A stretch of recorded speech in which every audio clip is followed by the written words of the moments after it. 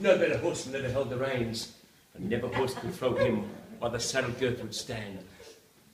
He learned to ride while droving on the plains. And one was there, Stripling, a small and weedy beast. He was something like a racehorse undersized, with a touch of Timor pony, 3 parts thoroughbred at least, and such as are by mountain horsemen prized. He was hard and tough and wiry, just the sort that won't say die.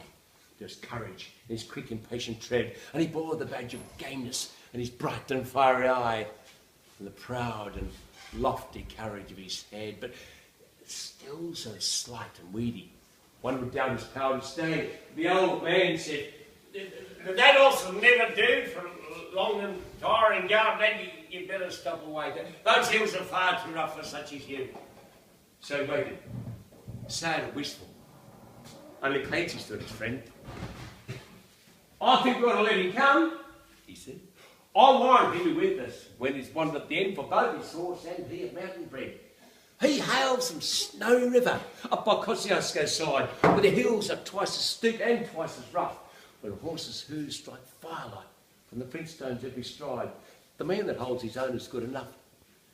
And the Snowy River riders, on the mountains like their own, where the river runs as giant hills between. I've seen full many horsemen since I first commenced to roam, but nowhere yet such horsemen have I seen."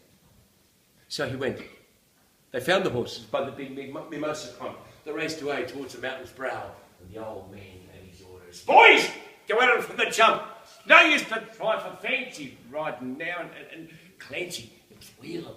Find wheel 'em to the right. Ride boldly, lad, and never fear the spills. And never yet was rider that could keep the mob in sight if once they gain the shelter of those hills." So Clancy rode the wheel on. He was racing with a wing where the best and boldest riders take their place, and he raced his stockless past them, and he made the rangers ring with his stock whip as he met them face to face. Then they halted for a moment while he swung the dreaded lash.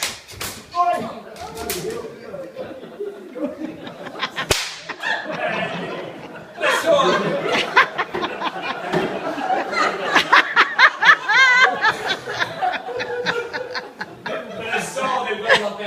He got the dreaded lash. And beneath the stock with a sharp and sudden dash, and off into the mountain scrub they flew. Then fast the horsemen followed, where the gorges deep and black resounded to the thunder of their tread, and the stock was woke echoes, didn't they? They fiercely answered back from crests and crags that beetled overhead, and upward, ever upward, the wild horses held their way. The mountain ash encouraged them grew wide, and the old man muttered fiercely, "We may bid them mob today. No man can hold them down the other side." And reached the mountain summit. Even Clancy took a pull. It well might make the boldest hold their breath. The wild hop scrub grew thickly, and the hidden ground was full of wombat holes. And then he slipped, was deaf. But the man from Stone River let the pony have his head. He swung his stock around and gave a cheer. "Hey!" And he raced him down the mountain, but he threw him down instead, while the others stood and watched in very fear. He sent the flintstones flying, but the pony kicked his feet. He cleared the fallen timber in his stride, and the man from Stone River never shifted in his seat.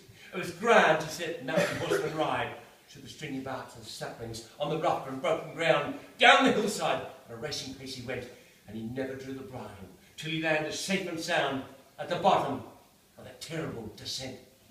He was right among the horses as they climbed the farther hill, and the watchers on the mountain standing mute saw him ply the stock fiercely. He was right among them still as he raced across the clearing in pursuit. Then they lost him for a moment.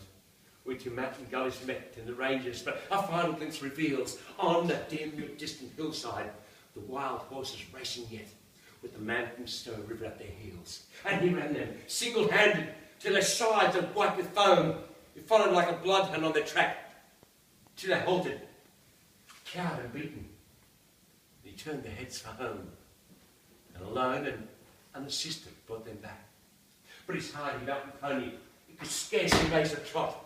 He was blood from hip to shoulder from the spur, but his pluck was still undaunted, and his courage fiery hot, for never yet was mountain horse superb.